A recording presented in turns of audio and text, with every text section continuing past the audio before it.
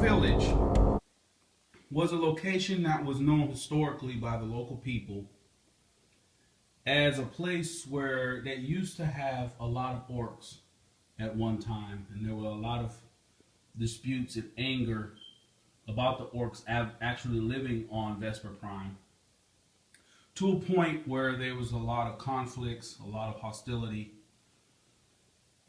which eventually led to numerous battles in this location. So locals named it the Orc Village because of the huge presence of orcs that actually used to live here, which now no longer stays. So the Imperium decided, with the blessing of Lord Logan Grimnar, to send a smaller force to actually scout out the area and find out what was actually going on in the Orc Village. Per the scouting reports, this place was deserted. But Logan Grimnar didn't really want to take too many chances, so he sent a pretty sizable force to investigate. So as you can see, there are some sniper scouts here. There is a huge size element of scouts with bike support and a large contingency of Imperial Guardsmen. So their main objective is to try to find out what's going on in this so-called abandoned location and find out what's actually going on and see if they can find any evidence of this key of Nurgle. Meanwhile, Bivon, the herald sent by the great Lord Mammon, met with the High Marshal Dread and told him of the plans of the Utero and what they had plans for him to do. The High Marshal had been monitoring his quote-unquote spy in the Imperial Fortress and found out that the actual key, or there was evidence that would help them find the key of Nurgle, that was located in the actual Orc Village. Bivon then told the High Marshal that in order to actually find that evidence and to find the actual key of Nurgle itself, there needs to be a huge Nurgle presence there, because only that presence would help activate that key evidence that can help us find the key of Nurgle. So the High Marshal looked at him and said, "What do you suggest?" So he tells him, "I already know exactly how we can wipe out our current foes and bring a huge presence of Nurgle onto this area. Trust me, this will be glorious." Turn 1 coming up.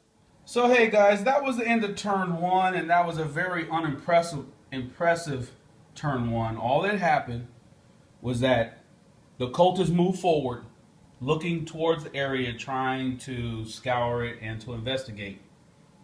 As well as the Imperial Guard, they ran up, nothing to shoot at, they don't see anything. They're just going around investigating the area. Kind of strange. Nothing's on the table, nothing to fight.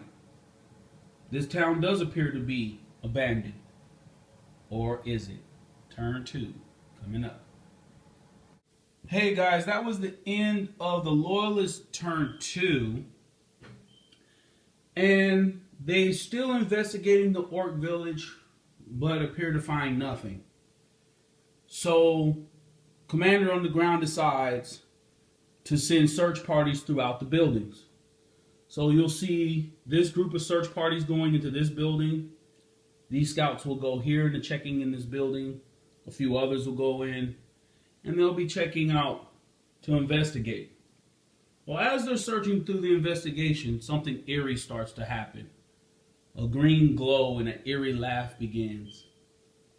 "You have fallen into my trap, and now you will get a taste of my Lord Nurgle and his wonderful gifts." Turn 2 for the Chaos side coming up. Hey guys, that was the end of the Chaos side of turn 2, and as you can see, we have visitors. So let me explain what actually occurred. When the Loyalist side got within 12 inches of the Herald of Mammon, which is in this building, within that 12 inches, a 4-up on any of the scouts, they instantly became Plaguebearers. Nurgle's rot had taken its toll. If it was a loyalist, they were much weaker. Excuse me, I had that backwards. If it was a scout, they had a little bit stronger constitution and needed a 5-up to turn them into a Plaguebearer. But for the Imperial side, they were a little bit weaker. So only needed a 4-up. And they would turn into Plaguebearers. Now that's just the initial infection.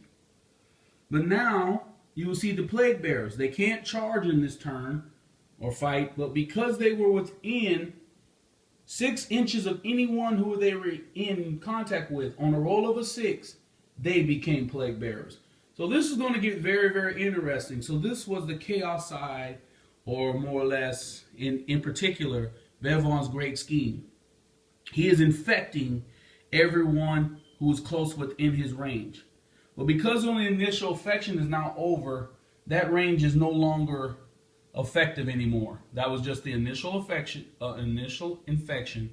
So now it takes, you have to be within 6 inches of an actual mark of Nurgle to change. And on a roll of a 6, you become a Plaguebearer. And if you are killed in close combat, on a roll of a 4-up, that person becomes also a Plaguebearer. So this could get really, really ugly for the Loyalist side. And so far, we've had 17 of the Loyalists turn. I believe there was 17 of them. So guys, it's the Loyalist side. This is turn 3. The Loyalists have some work to do, and they need to do it fast. They need to kill out this infection and to kill out that Herald that's in there. But at this moment, they got bigger problems on their hands. They have Nurgle in their face. Crazy. Turn 4 coming up. Hey guys, that was the end of turn 3. I apologize. I skipped one of my turns. The next turn will be turn 4. But as you can see, the Loyalists started understanding what was going on, so they tried to move back to get away from the Plaguebearers and tried to shoot them. And they were able to kill some of the Plaguebearers. So for the Plaguebearer side, in the current game, you know the Herald has to be within a certain proximity. Well, those rules have changed for this game. The Herald just has to be on the table, and the Plaguebearers will get Feel No Pain. And their Feel No Pain is going to be on a 5-up. And you will see that, excuse me, the Plaguebearers were getting close, and they did change some people. And the ones that just arrived can't charge, but the others can. And you'll see where there's base contact with a few of them. And you can see in this combat here that the scouts were able to survive this charge. And they're still locked in combat. And that 6 inches all the way around still applies before it even swings. So this could get also brutal. These guys here weren't able to make a charge. This guy failed his charge and got shot up. But he survived. And you can see where there was 3 Plaguebearers actually died, but 2 changed. And they started affecting some more people. So the Loyalists really have some issues. Here's another combat here. Plaguebearer who dies. And this one here was miraculously, no one changed and everybody survived. And they're still locked in combat. So that was the end of turn 3, not turn 4. So I apologize again. Lost track of which turn I was on. This will be the start of turn 4. The Loyalists need to do something quickly to get rid of this issue. Get rid of this problem. Turn 4 coming up. Hey guys, that was the end of turn 4. Okay, so we're back on track again. So as you can see, the Loyalist was able to survive this combat here. The guy here also failed his charge. It was funny. So these guys are still hanging on. There's a few other Plaguebearers that died, but this whole unit here almost completely turned, except for this one guy. And because almost all these guys turned, no one can charge him. So that was pretty amazing. Over here, these guys lasted. So that was pretty interesting as well. The guy over here, I laid him down. You can see he actually turned from the Nurgle's rot part. And the rest of these guys moved back as far as possible away from the infection. So this is getting really, really interesting, guys, about what's going on. The Nurgle's rot is spreading rampantly, and Bivon is laughing hysterically. He thinks it's great. But the Loyalists, I don't think they share his same view. This is going to be the start of turn 5.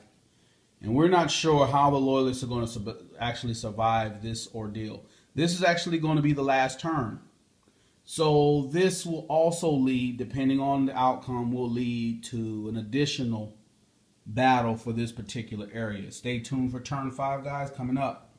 So hey guys, that was the end of turn 5.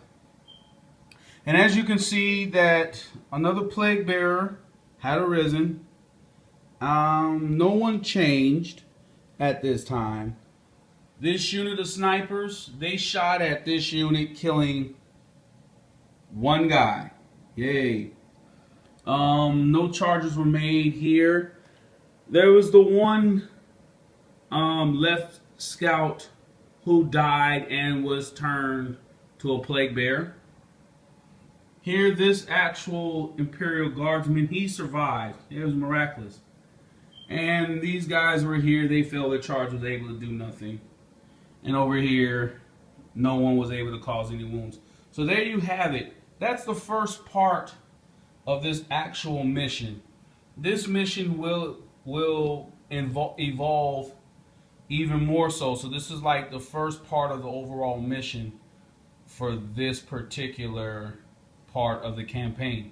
I hope you guys liked it. I hope you liked the turn of events. A little bit different from how normal gaming is, but hey, this is a campaign, not a normal game, so we're trying to break those rules as much as possible and get you guys involved in the story. Hey, for all you guys that have been watching, hey, Chris D, big shout out to you. I appreciate you watching our videos. I hope you like this mission in particular. Give me a shout out when you can. Hey, Nightcade's looking at you. And you guys take care. Stay tuned for the follow-up of this particular mission. Have fun, guys.